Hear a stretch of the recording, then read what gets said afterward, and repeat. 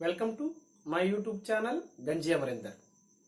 ఈ వీడియోలో వర్గ సమీకరణం యొక్క మూలాల స్వభావము మరియు అభ్యాసం 5.4లోని సమస్యలకి సాధనని చెప్పుకుందాం. ముందుగా మూలాల స్వభావం. ax² + bx + c = 0 యొక్క మూలాలు ఏమని చెప్పుకున్నాము? x - b ± √b² - 4ac/2a అని చెప్పుకున్నాం.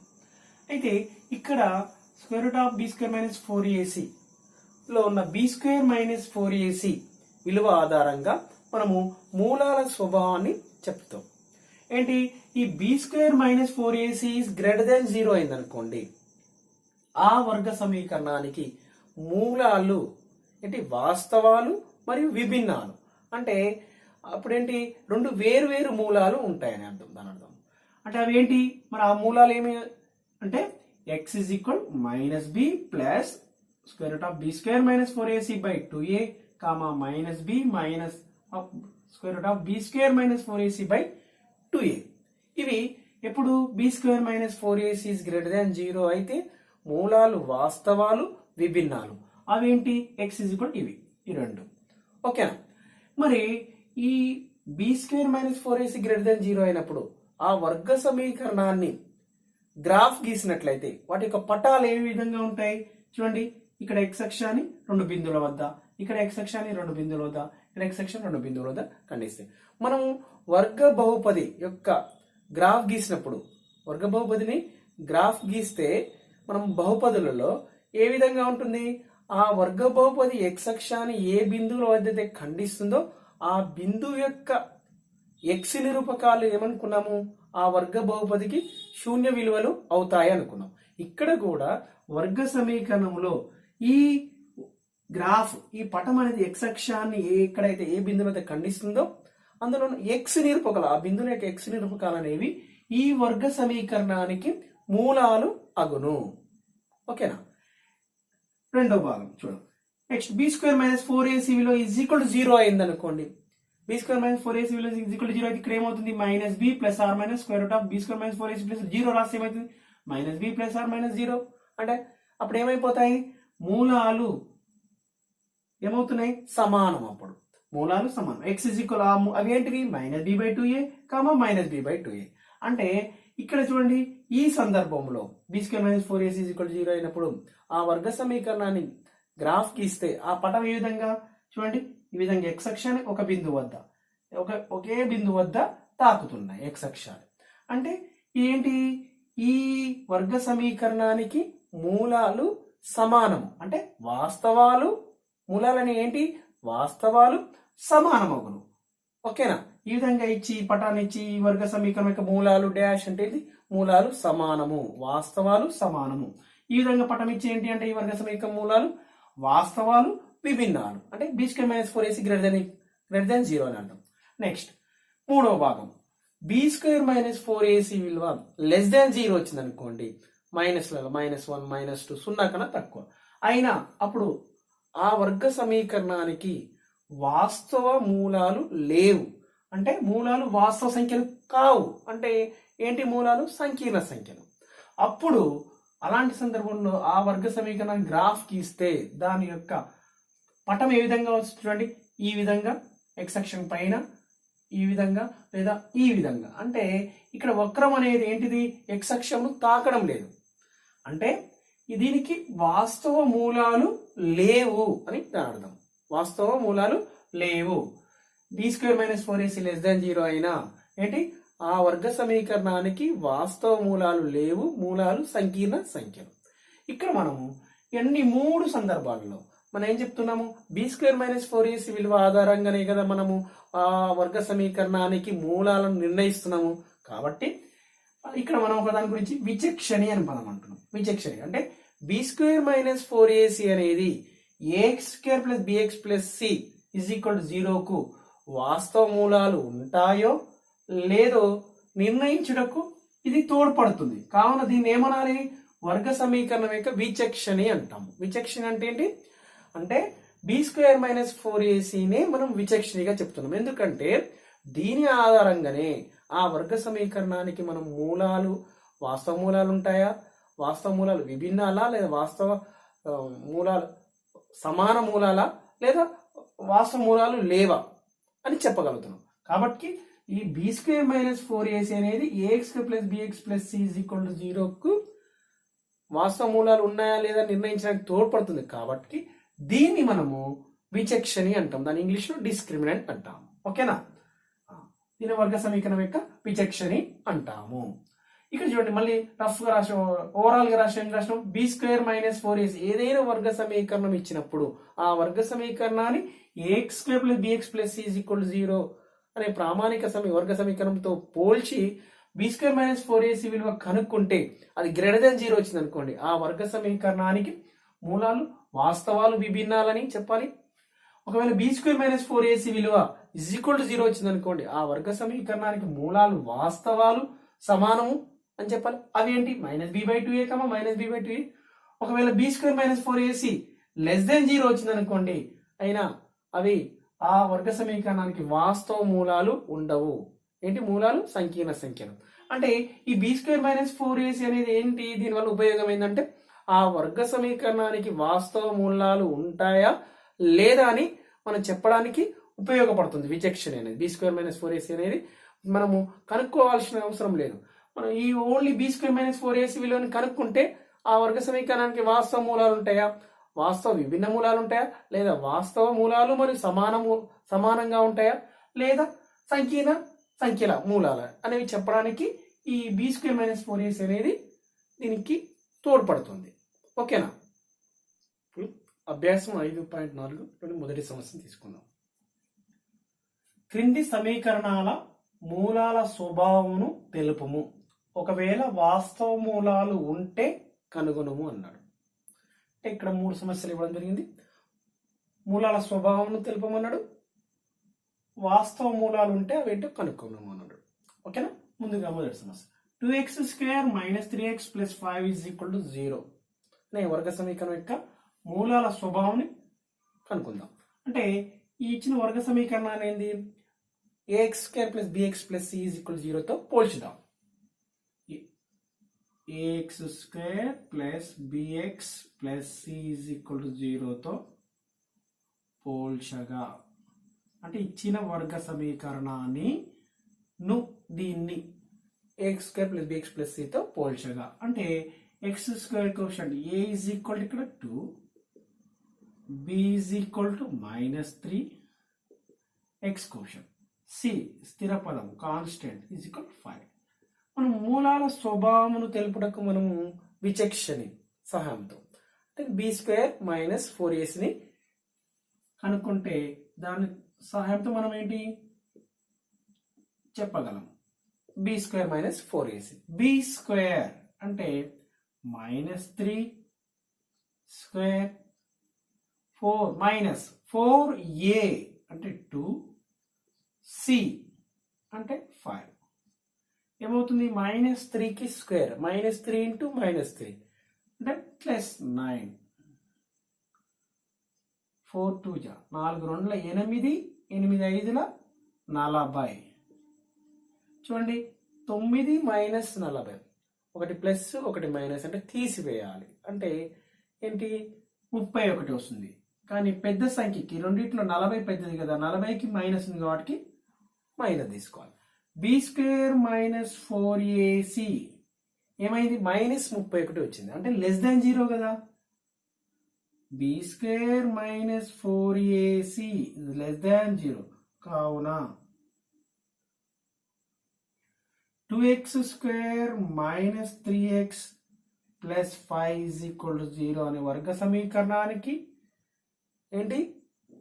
మూలాల స్వభావం కదా, అంటే వాస్తవ మూలాలు ఉండవు. కావున 2x² - 3x + 5 = 0కు వాస్తవ మూలాలు ఉండవు. కాబట్టి మనం మూలాలు కనుక్కోవాల్సిన అవసరం లేదు, వాస్తవ మూలాలు ఉండవు. రెండో సమస్య తీసుకుందాం. 3x² - 4 × √3x + 4 = 0. నీ కూడా a x square plus bx plus C is equal 0తో పోల్స్తే ఏ ఈజ్ ఈక్వల్ ఏమవుతుంది 3, b is equal to -4 into √3, c అంటే స్థిర పదం 4. ఓకేనా, మనం ఏంటి b² - 4ac దీని విలువ ఆధారంగా మనం మూలాల స్వభావాన్ని తెలుపుతాం. కాబట్టి b² అంటే -4 into √3 whole square minus 4a అంటే 3, c అంటే 4ac. చూడండి -4² √3కి స్క్వేర్, 4 3 జా 16, 16 4 జా 48 అవుతుంది. 4 ముళ్ళ 12, 12 4 48. చూడండి -4² -4కి వర్గం అంటే -4 ఇంటూ -4 ప్లస్ 16 అవుతుంది. √3కి స్క్వేర్ రూట్కి స్క్వేర్కి క్యాన్సల్. ఇప్పుడు ఏమవుతుంది 16 ముళ్ళ 48, 49 -48 ఈజ్ ఈక్వల్ టు 0. అంటే ఏమైంది b² - 4ac is equal to 0. మనం ఏమని చెప్పుకున్నాము b² - 4ac is equal to 0 అయినా వర్గ సమీకరణానికి ఏంటి మూలాలు వాస్తవాలు మరియు సమానం. మూలాలు 0 అయినా ఏమనాలి మూలాలు ఇచ్చిన వర్గ సమీకరణకు మూలాలు వాస్తవాలు మరియు సమానం.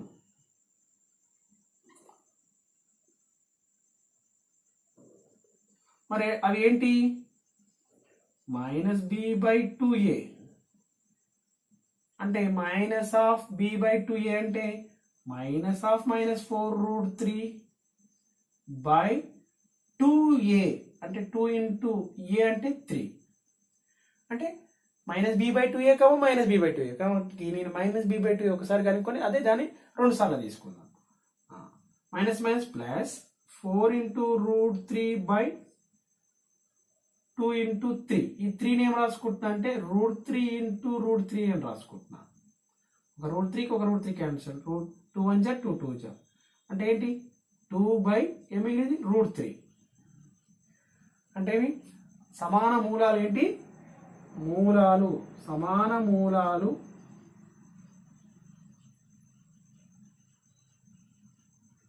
2/√3, 2/√3. ఓకేనా, ఇది -b/2a కదా. b² - 4ac = 0 అయినప్పుడు ఆ వర్గ సమీకరణానికి మూలాలు వాస్తవాలైతే అంటే వాస్తవ సంఖ్యలు మరియు అవి సమానంగా ఉంటున్నాయి. ఓకేనా, అవి ఏంటి అంటే -b/2a కనుక్కుంటే వచ్చింది 2/√3 కాబట్టి 2/√3, 2/√3 అనేవి మూలాలు అవుతాయి ఇచ్చిన సమీకరణం. ఇప్పుడు దీన్ని కూడా a = 2 పోల్చినట్లయితే b = -6, c = 3. ఓకేనా, b = -6 ఇది b. b² - 4ac b² అంటే -6² -4a అంటే 2, c అంటే 3. -6² -6 × -6 ప్లస్ 36. 8 4 8 8 24 ఎంత ఇది 12 అంటే గ్రేటర్ 0గా b² - 4ac గ్రేటర్ 0 అయింది. అంటే ఇచ్చిన వర్గ సమీకరణానికి మూలాలు వాస్తవాలు విభిన్నాలు మూలాలు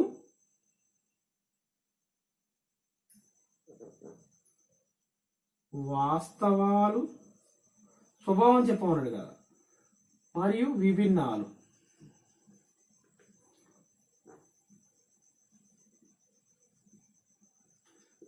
అంటే వేరువేరుగా ఉండడం. మరి అవి ఏంటి అవి x = -b ± √b² - 4ac/2a. ఇందులో ఈ విలువ కనుక్కొని ఒకసారి -bకి ప్లస్ √b² - 4ac ని /2a అని ఇంకోసారి రెండో మూలం ఏమవుతుంది minus B minus root B square minus 4ac by 2a ఈ రెండు అవుతున్నాయి అనమాట. కనుక్కున్న తర్వాత సపరేట్ రాదు. మైనస్ బి అంటే 6 కి మైనస్ ఉంది, ఇక్కడ కూడా మైనస్ ఉంది, minus half minus 6 plus or minus B square minus 4ac విలువ కనుక్కుంటే ఏమొచ్చింది 12 బై 2 ఇంటూ ఏ అంటే 2. ఇక్కడ రాస్తున్నా చూడండి కొద్దిగా, దీన్ని మైనస్ ఆఫ్ మైనస్ ఏమవుతుంది ప్లస్ 6 అవుతుంది. Okay, minus into minus plus 6 plus or minus root 12 ఏమైనా రాస్తున్నట్టే రూట్ 4 ఇంటూ 3. రూట్ 4 ఇంటూ 3 ఏమవుతుంది రూట్ ఏబిని ఏమైనా రూట్ ఏ ఇంటూ రూట్ బి అని రాసుకోవచ్చు కదా. రూట్ 12 4 ఇంటూ 3 అంటే 2 root 4 into root 3 by 2 into 2. ఇందులో నుంచి ఇక్కడ రూట్ 4 అంటే 2, 6ని ఏం రాయొచ్చు 2 ఇంటూ 3 అన్నప్పుడు ఇక్కడ 2 అనేది ఇక్కడ 2 ఉంది కాబట్టి 2ని కామన్ తీద్దాం. 2ని కామన్ తీస్తే ఇక్కడ 3 ఉంటుంది ప్లస్ ఆర్ మైనస్ ఇక్కడ రూట్ 3 ఉంటుంది బై 2 ఇంటూ 2. ఈ 2కి 2 క్యాన్సిల్ అయిపోతుంది. ఏమొచ్చినాయి మూలాలు 3 plus or minus root 3 by 2 అంటే ఇక్కడ రాస్తున్నా మూలాలు ఒకటి 3 ప్లస్ రూట్ 3 బై 2 కామా రెండవది 3 minus root 3 by 2. 3 minus root 3 by 2. చూడండి ఇక్కడ x is equal 3 plus or minus root 3 by 2 కదా, అంటే 3 ప్లస్ ఒకసారి రూట్ 3 బై 2 అని 3 మైనస్ రూట్ 3 బై 2. అవే మూలాలు ఏంటి ఈ వర్గ సమీకరణం యొక్క మూలాలు. స్వభావం ఏమో మూలాలు వాస్తవాలు మరియు విభిన్నాలు. మరి అవేంటి అంటే x is equal minus b plus or minus root B square minus 4ac by 2 ద్వారా కనుక్కుంటే ఒకటేమో 3 ప్లస్ రూట్ 3 బై 2, రెండవది 3 మైనస్ రూట్ 3 బై 2. ఓకే, ఇప్పుడు రెండవ సమస్య చూద్దాం. క్రింది వర్గ సమీకరణాలకు రెండు సమాన వాస్తవ మూలాలు ఉంటే k విలువను కనుగొనము. ఇక్కడ రెండు వర్గ సమీకరణాలు ఇచ్చిండు, వాటికి సమాన వాస్తవ మూలాలు ఉంటే k విలువను కనుగొనము అని ఇచ్చాడు. ఇక్కడ మొదటి సమస్యను చూసినట్లయితే 2x² plus kx plus 3 is equal to 0. ఇక్కడ x కోఎఫిషియంట్ k అని ఇచ్చిండు, ఆ k విలువను కనుక్కోవాలి. ఓకేనా, మరి ఈ సమీకరణాన్ని ax² plus bx plus is equal 0తో పోలిస్తే ఏమవుతుంది a is equal to 2, b is equal to k, c is equal to 3. మరి ఈ సమీకరణానికి ఏమన్నాడు రెండు సమాన వాస్తవ మూలాలు ఉన్నాయి అంటే ఎప్పుడు సమాన వాస్తవ మూలాలు ఉంటాయి b square minus 4ac is equal 0 is equal b square minus 4ac is equal 0 అయితేనే కదా. అది రాసుకుందాం. 2x² plus kx plus 3 is equal to 0 కు అని ఇవ్వబడినది కదా. సమాన వాస్తవ మూలాలు ఉంటే మనం ఏం చెప్పుకున్నాము, ఎప్పుడు ఉంటాయి b square minus 4ac is equal 0 గా. therefore which action is equal 0 అయితేనే వర్గ సమీకరణానికి ఎలా ఉంటాయి సమాన వాస్తవ మూలాలు ఉంటాయి. దీని నుంచి ఇక్కడ b విలువని a విలువని c విలువని ప్రతిక్షేపించి దీని నుంచి k విలువని కనుక్కుందాం. b స్క్వేర్ అంటే k కి స్క్వేర్, b ప్లస్ లో k రాయండి. ఇక్కడ k స్క్వేర్ మైనస్ 4a అంటే 2, c అంటే 3 ఈజ్ ఈక్వల్ టు 0. ఓకేనా. k స్క్వేర్ మైనస్ 4 2 జా 8 8 3 జా 24 4 2 8 8 3 24 is equal to 0. k square minus 24 is equal to అవుతుంది ప్లస్ అవుతుంది ప్లస్ 24.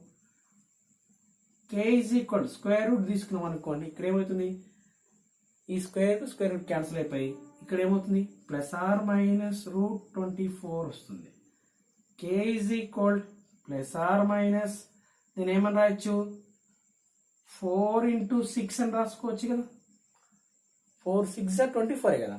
ఇప్పుడు k is equal plus or minus root 4 into root 6 root a into b root of square root of a into b అంటే root ఏ into root b అంటే √4 into √6 అంటే √4 అంటే 2 into √6. therefore k విలువ ఏమైపోయింది? సమాన వాస్తవ మూలాలు ఉంటే k విలువను కనుగొనము అంటే ఇక్కడ k ఈజ్ ఈక్వల్ ఏంటి? 2x² + kx + 3 = 0లో k ఈజ్ ఈక్వల్ ఏంటి? ప్లస్ 2√6 ఆర్ -2 ఇంటూ √6. ఓకేనా? ఇప్పుడు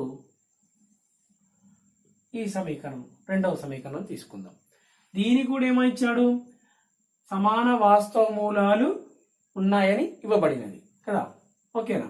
దీని ఒకసారి మల్టిప్లై చేసుకుందాం. kx into x kx² minus k plus into minus -2kx plus 6 = 0. ఇక్కడ k is not equal to 0 అని ఇవ్వడం జరిగింది. ఇక్కడ దీన్ని కూడా మరి ఏంటి? దీనికి కూడా సమాన వాస్తవ మూలాలు కలవు. వాస్తవ మూలాలు కు సమాన వాస్తవ మూలాలు ఉన్నాయి అని ఇవ్వబడినది.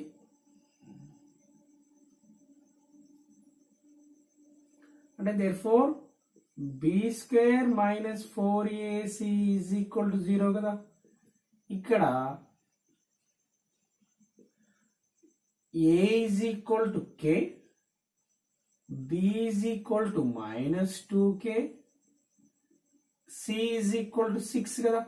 ax² + bx + c = 0 తో పోల్చితే a x² coefficient a k, b x coefficient -2k, c స్థిర పదం 6.